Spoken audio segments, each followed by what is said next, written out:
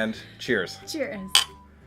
Hello and welcome to another episode of Between Two Pints. I'm your host, Rob Hunt, and with me today is Allie. I just forgot your last name. I'm so sorry. Allie Leoz. Allie Leoz here is an amazing cosplayer. Please tell us about some of the cool stuff you did. You just won a big thing at ECC. I did. I just won the Western Championships in Seattle, and it was super awesome, and I was so excited, and I can't believe I actually won. So how many other cosplayers did you have to beat in physical combat? Oh my gosh. I think there was like 30 of us backstage all punching and kicking each other. Oh, that's brutal, but also awesome. It was super awesome. And what was your costume? I was Lieutenant Allison Jakes from Privateer Press War Machine. War Machine. I love War Machine. Isn't that from the Cygnar Army? It sure is. Awesome. Blue, my favorite color. Oh, red's mine.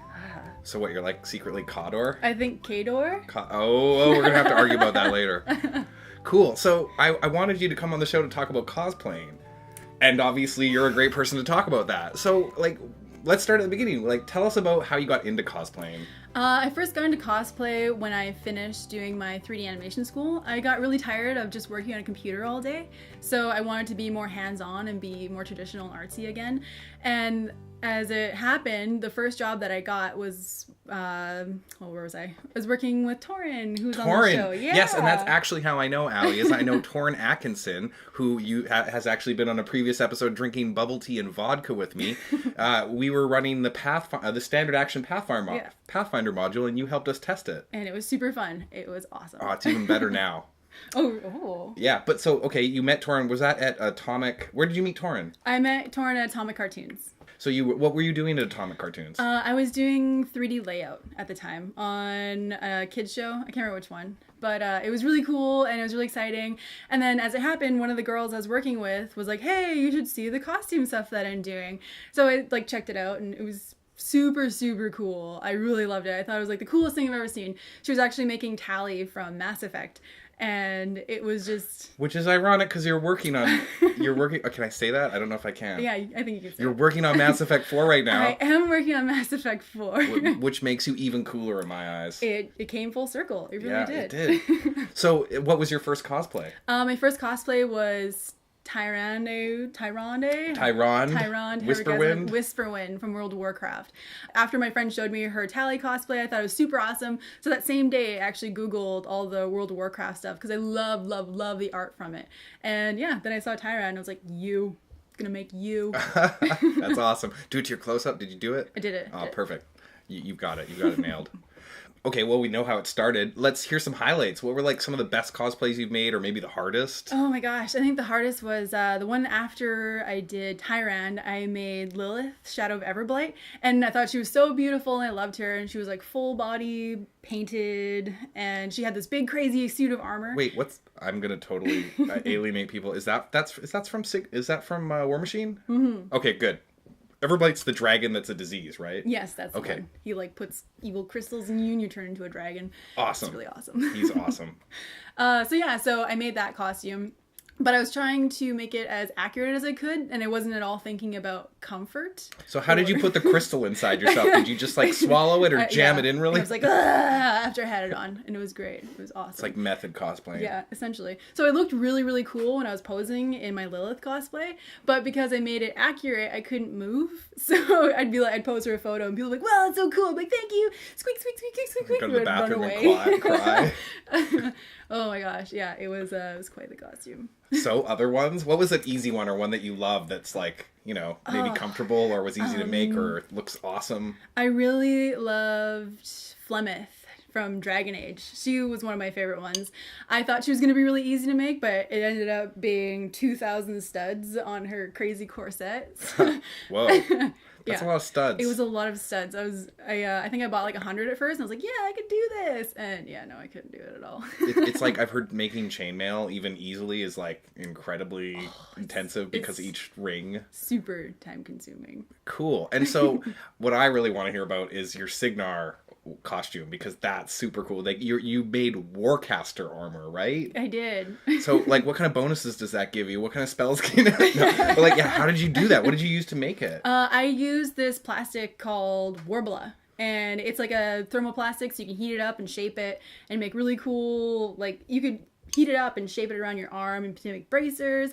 I know for my pauldrons that are very standouty, I actually used a baseball helmet, one of my friend's baseball helmets. So you can really just take anything around you and make a form out of it. It's great. All right, cool. Well, you're lagging behind in the beer drinking. Sorry. No, it's okay. I'm talking so much. Well, no, I've been shooting so many questions at you. So you drink while I come up with some sort of Okay, question, all right. because we're totally going to put you on your toes here.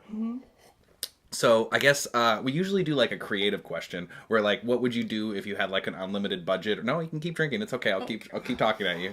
But like maybe like what would you do if you had an unlimited budget or you had the backing of any company? Like, yeah, what would be like your next cosplay if you had a ton of money or unlimited time? Like, you know, didn't have to have a day job. Oh my gosh. Even though your day job is awesome. Thank you.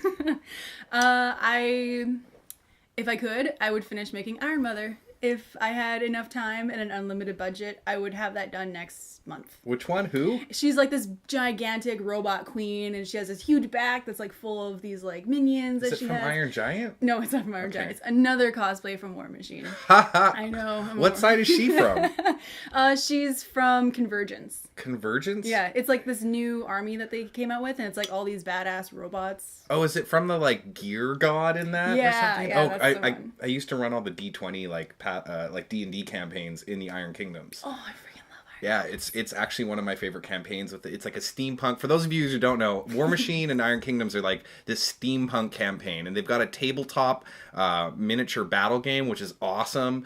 And it's like a little bit smaller army sizes, so it makes it manageable if you have a life and don't have a lot of money.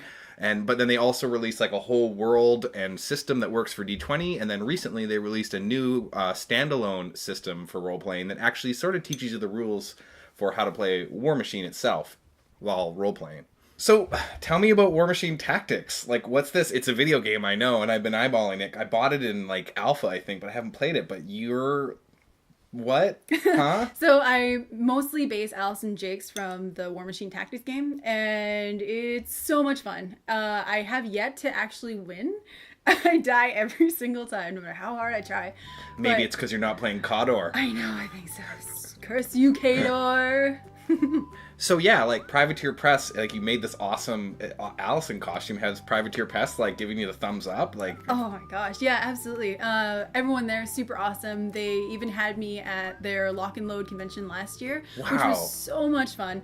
I got to help them even judge as a cosplay contest, and so yeah, are you going to be at Privateer Press's Lock and Load this year? Yeah, I'll be there again this year, and this year I'll also be hosting a Warbler panel. So anyone that wants to come and learn about how I made all my Alice and Jake's or Lilith stuff, they can totally come, and I have Warbler there for free, so you guys can try it out and see how I made all the magic happen. Where is this and when in this? I want free Warbler. So this will be in Bellevue, Washington in June 4th? That's awesome. I can drive there. Yes. Excellent. Yes. Excellent. You'll probably see me there. I want to work on my War Machine armor. You should. Please join me.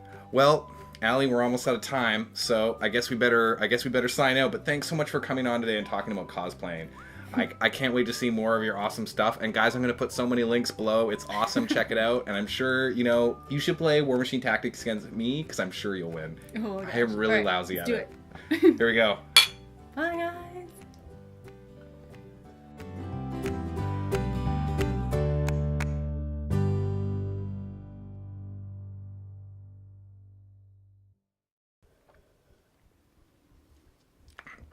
So what is your next cosplay? Iron Mother. Iron Mother? Gigantic queen robot. Cool. Yeah. Have you ever thought about like putting computers and weird stuff with like an Arduino or a Raspberry Pi involved? That'd be really cool. I don't know, but I just don't know any cosplays that I could utilize that in it. Gladys. Yeah, okay. Or her, but that's pretty much, Yeah. I don't know.